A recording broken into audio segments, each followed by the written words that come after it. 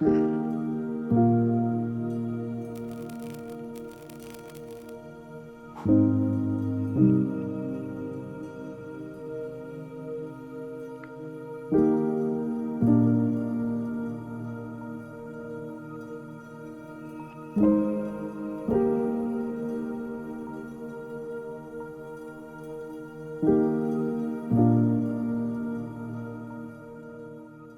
dear friends, the 4 candles of our Advent wreath is already lighted. Nakasindi na ang 4 na kandila. Ibig sabihin nito, ilang araw na lang, ipagdiriwang na natin ang pagsilang ng ating Panginoon. Our gospel for the 4th Sunday of Advent is the Annunciation to Joseph. Usually when we hear the word Annunciation, we automatically remember Gabriel visiting Mary. But there are actually 2 Annunciations. When the angel Gabriel announced to Mary that she will become the mother of the Son of God, but also a second Annunciation when the angel also visited Joseph and revealed to him that he need not be afraid because the baby that Mary bears in her womb is of the Holy Spirit. So ilang araw na lang, ipagdiriwang na natin ang pagsilang ng Panginoon. Pwede nating sabihin, malapit na ang pagsilang ng Panginoon. Kapag tinignan mo ang mga tao ngayon, busy-busy na ang mga malls, punong-puno na, ang dami-dami ng mga tao, yung traffic, damang-dama na natin. Alam niyo, sa aking pagninilay, naalala ko, merong isang kanta noon na isinulat, si Ryan Cayabyab, sa kanyang Christmas album. Ang ganda ng title ng kanta, Heto na Naman. Let me read to you some of the lyrics of that song. Ang sabi niya dun sa kanta, heto na naman ang masayang panahon.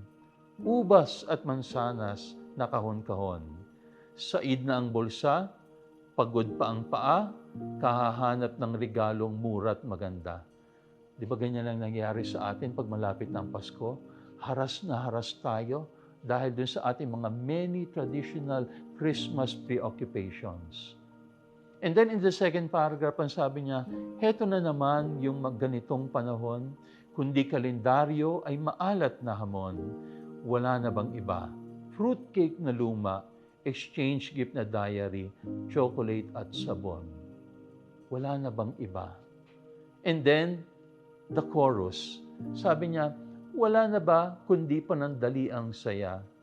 Wala na ba kundi ako, ikaw at siya? Nalilimutan natin kung bakit may Pasko, isang nagmamahal na Diyos ang isinilang sa mundo. My dear brothers and sisters, katulad ng sinabi ko, ilang araw na lang, ipagdiriwang na natin ang Pasko. Bakit ba marami sa atin kapag malalapit na ang Pasko, ang feeling natin pagod na tayo? Ang feeling natin parang haras na tayo. Parang yung sinasabi ng kanta, wala na bang iba kundi panandali ang saya?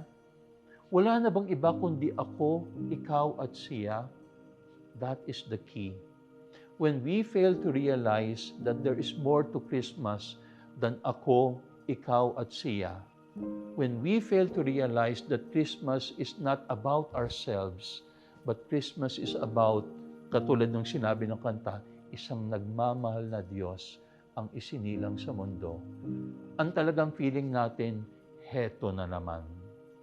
Nakita mo yung title ng kanta, heto na naman.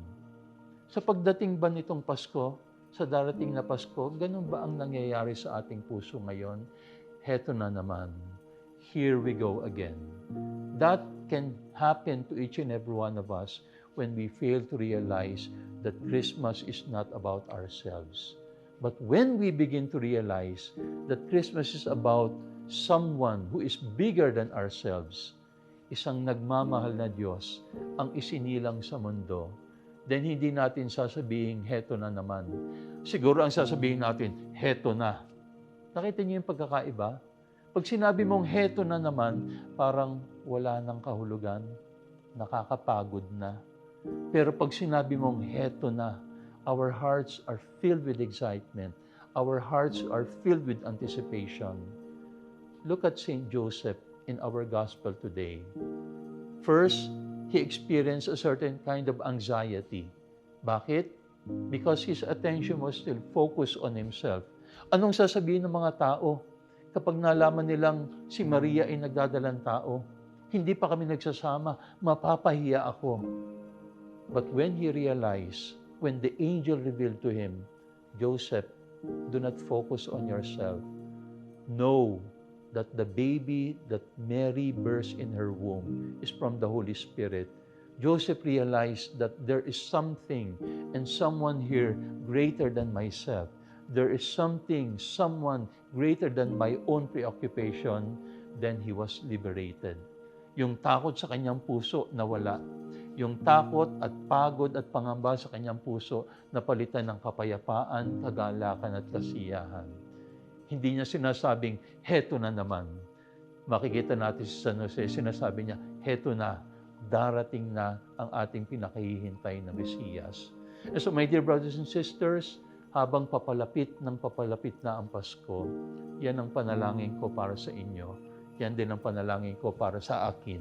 Sana hindi tayo nakakaramdam ng pagod at pagkadismaya na sinasabi natin, heto na naman. Sana talagang punuin natin o hayaan nating mapuno ang ating puso ng kagalakan ng pagsilang ng Panginoon. Ang sabihin natin, heto na, tunay na nalalapit na ang pagsilang ng ating Panginoon.